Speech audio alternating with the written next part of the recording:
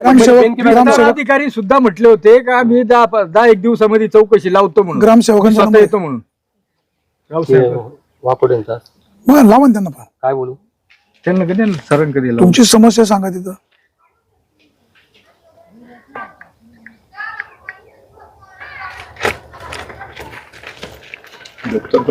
नाही 2018 साली अशाच पद्धतीने अनागोंदी भ्रष्टाचारी मनमानी कारभाराविरुद्ध आम्ही आंदोलन केलेलं होतं.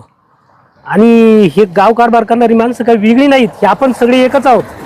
परंतु हे अशा पद्धतीने ज्यावेळेला होतं त्यावेळेला ग्रामस्थांचा नागरिकांचा विश्वास उडत चाललेला आहे.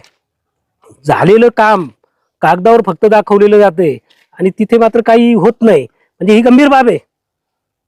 डॉक्टर साहेब तुम्ही कुठल्या वार्ड मध्ये राहता? 6 नंबर वॉर्डात. हा किती नंबर वार्ड आहे? 1 नंबर. या गावचे जबाबदार नागरिक आहोत आम्ही. आणि अतिक्रमणाचा विषय अतिक्रमण किती झाले गावात?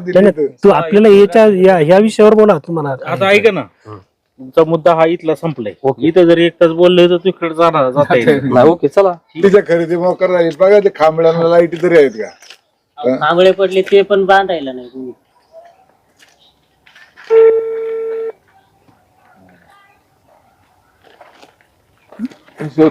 हॅलो, हा नमस्ते भाऊसाहेब. अहो तुम्ही आज आले होते ऑफिसला? हो, जुन्नरला निघालोय.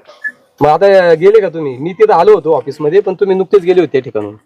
हा, आता नारायणगावच्या पुढे. आता पुन्हा कधी द्यायला?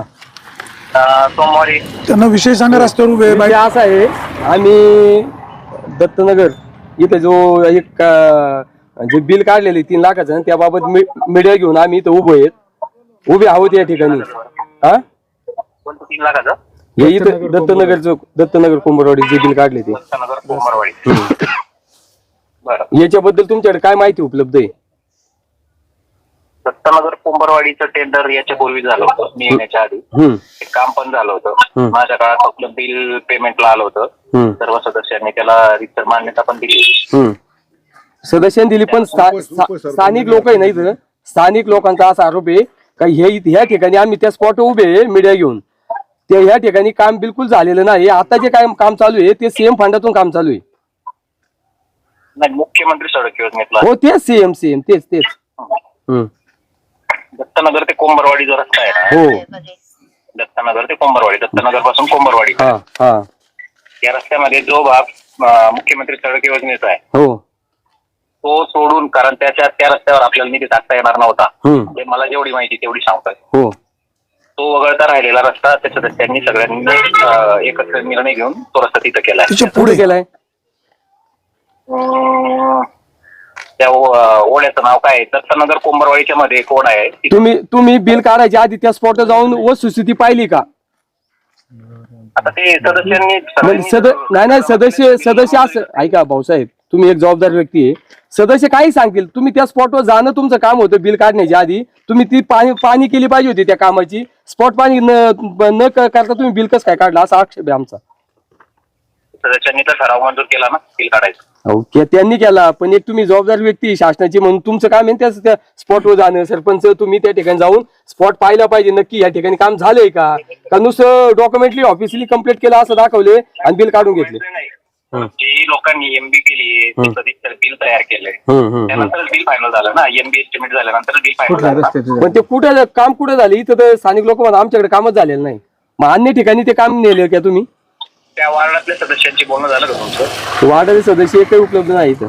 भाऊसाहेब, डॉक्टर दत्ता खोमणे बोलतोय. नमस्कार साहेब. भाऊसाहेब, ज्या ठिकाणी पैसे टाकलेले आहेत त्या ठिकाणी काम न होता ग्रामपंचायत सदस्यांच्या म्हणण्यानुसार दुसरीकडे जर ते पैसे खर्च होत असतील तर ही बाब गंभीर आहे. आणि पाणी न करता त्या ठिकाणी जर बिलं काढली जात असतील, काय नागरिकांनी विश्वास ठेवायचा कसा? कुणावर ठेवायचा?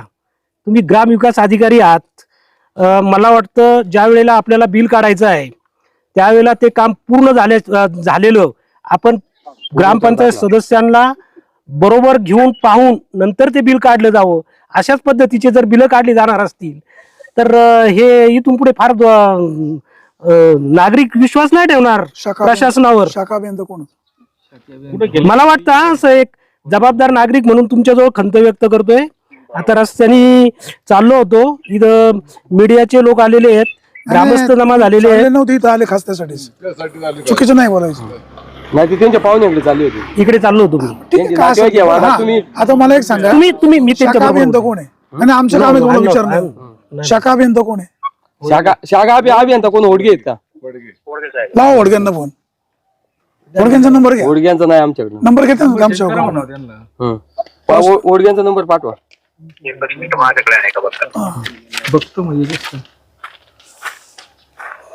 कुठे झाले काम विचार ना झाले कोणतं पुला यांनाच माहित नाही काम कुठे झालं. चला पुढे पैसे दाखवतो तुम्हाला आणि ती लोकं काय बोलत आहेत. नाही, गंभीर आहे, एकदम गंभीर आहे ही बाब. मनमानी पद्धती नाही चालत. ते स्थानिक लोक आहे, बोला इथं कामच नाही झालं. झालेलंच नाही ते म्हणतात इथं न करता दुसरी पुढे गेलं मग. आम्ही तर कुंभरवाडी पर्यंत दररोज जातोय. ते बोलतात किती ग्रामसेवक. असं आहे ना, काम झालंच कुठं. हे वेगळ्या कोणत्या बेसवर झालं फंडातून बा? बिल वेगळ्या फंडातून निघले गेले. मी नंबर घेऊन देतो बरं का तुम्हाला. हो चालते. कुठे झालं विचारा की तुम्ही नीट. नाही बोला. हॅलो भाऊसाहेब. हॅलो हॅलो कोण ठेवून दिलं त्यांनी. मग बा, हे असंच आहे टोलाटोली भाऊ तुम्ही विचारा की नक्की. बोललो मी त्यांना. ते म्हणून ते म्हणतात मला माहित नाही कुठे झाले, पण त्यांनी कामं केली एमबी इस्टिमेट पूर्णतः दाखला मिळाला, पैसे काढून दिले ते बोलतात.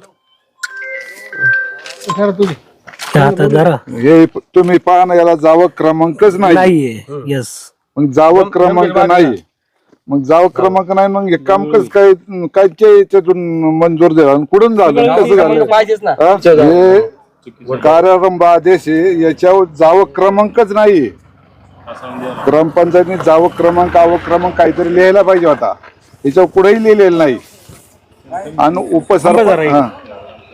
तुमचा विषय काय आहे का रस्ता इथं जागेवर नाही, हा. कागदोपत्री रस्ता गेलाय, हा. तुमचा रस्ता चोरलाय. हा. संपला विषय. एक हा.